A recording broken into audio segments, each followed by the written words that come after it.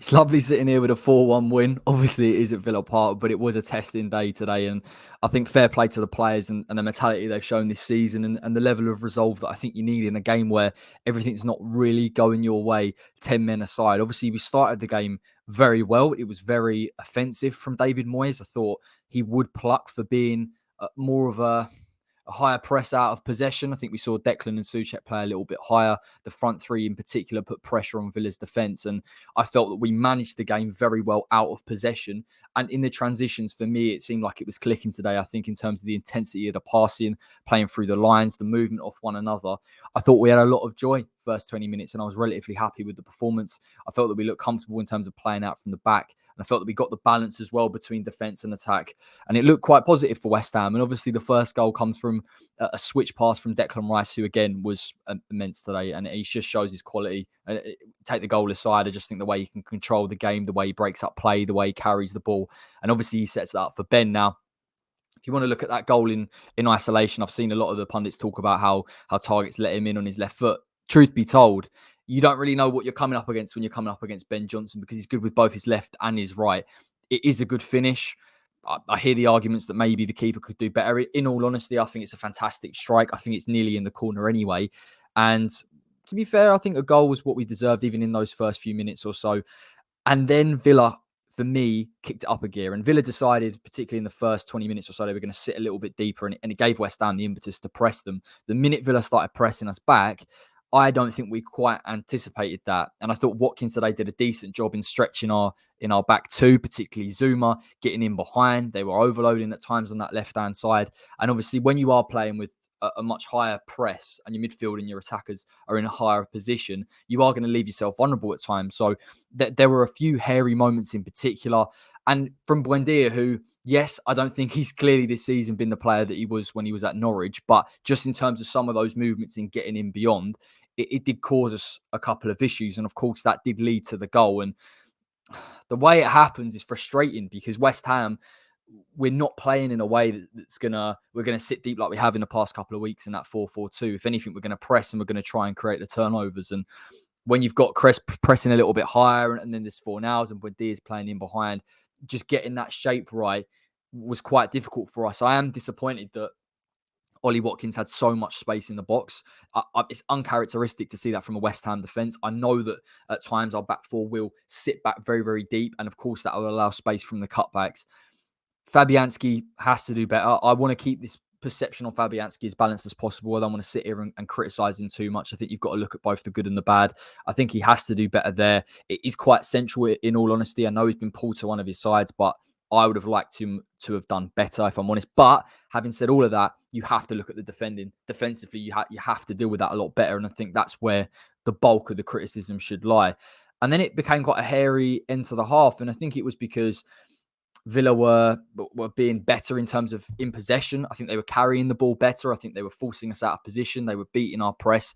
And when you do that and you free up the front three, all of a sudden, particularly players like Watkins and Bailey, they are going to stretch things. So it did become a little bit uncomfortable to watch. And West Ham come out in the second half and it looked like we were sitting a little bit deeper, if I'm honest, and we were going to work on that transition. In terms of the lead up to the red card, I felt that West Ham's movement for that was exceptional. In all honesty, I think the movement between Fornals and Jarrod Bowen in carrying the ball and Mickey making the run, that's prime West Ham. That's West Ham in a counter-attacking sense being perfect. And Horse should get sent off for me all day long from the red card. I think it's a clear red card. I can't see how it's not otherwise. And obviously when the VAR come up on the telly, you think, well, hang on a minute. They're going to look at that and not the goal-scoring opportunity. The thing I would say with the goal-scoring opportunity is I just want consistency. And for me, when you've given the reds, that red then has to follow. I'm not saying it's correct, but when the referees are setting a precedent and you look at Laporte and then, of course, you look at Evans, which is probably more of a red, in my opinion, then there has to be the consistency there. In any case, I still think that one of the players should have definitely have got sent off in that instance. And, of course, I'd say it would have given West Ham a bit more comfortability. I think we would have been more comfortable on the ball, but you got to give credit to Villa in terms of their pressing, how intense they were, how they regained possession. We were sloppy in possession, but I think a lot of that came down to how intense Villa were and how we were almost on the back foot and not quite expecting that type of game. So even with the 10 men and the long balls into the box, we had to be resolute. And for me in the game, it was about getting that balance between the midfield pressing and the attacking forward pressing and sitting deep. And I was happier we were sitting slightly deeper in that sense. And Fabianski pulls off a wonderful save, a perfect save against Ollie Watkins. If that's 2-2, maybe the game becomes different, genuinely, because I thought Villa caused us problems, serious issues that we couldn't play out from. And we have been better in the past in terms of playing out from presses. I speak about how it can cause us some issues. I think it was a bit of a mentality thing as well. You know, how intense they were, how we weren't expecting it. It wasn't the game plan. It caused us some issues. And when we scored the third goal, which in all honesty, is absolutely it's brilliant. It's brilliant. It's a West Ham goal in essence. A lot of those goals were, particularly the last two. But Bowen, in terms of the run, he's fantastic in carrying the ball. I really saw Bowen come to the fore today. And Fornals' intention, the intention of all the players, not necessarily being in possession, but making the run in beyond and anticipating. And that's where Fornals comes into his own in terms of his intensity, but also in terms of his intelligence and finding that space at the back. And the finish is very good as well, if we're absolutely honest. And that was going to happen in a game where Villa thought that they could get something from it. They were 10 men, they were exposed.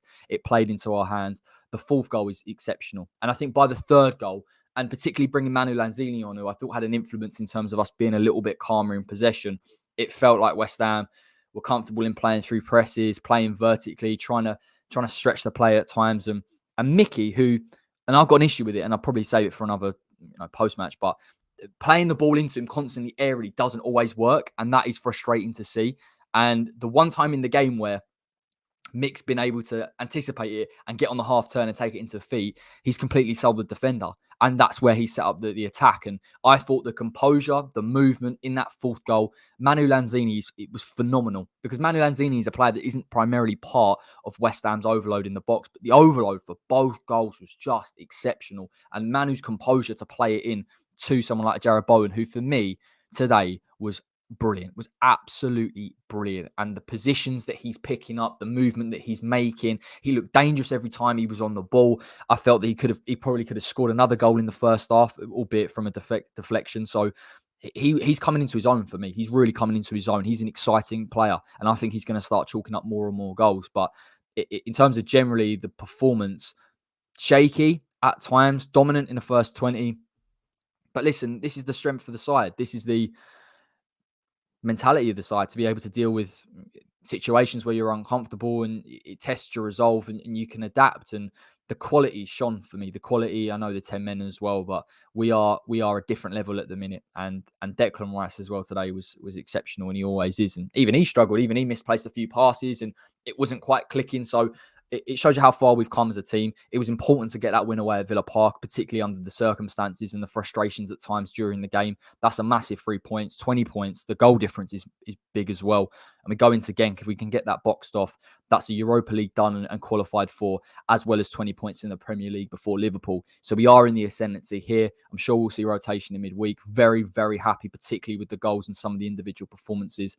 And I can't wait for this to continue. I really, really hope it does. 8 wins away from home since last season. It's been exceptional. Bring that home form, particularly against Liverpool. And let's see what happens. Let's see what happens. We're all riding high at the minute. Take care, everybody, and I'll all see you very soon.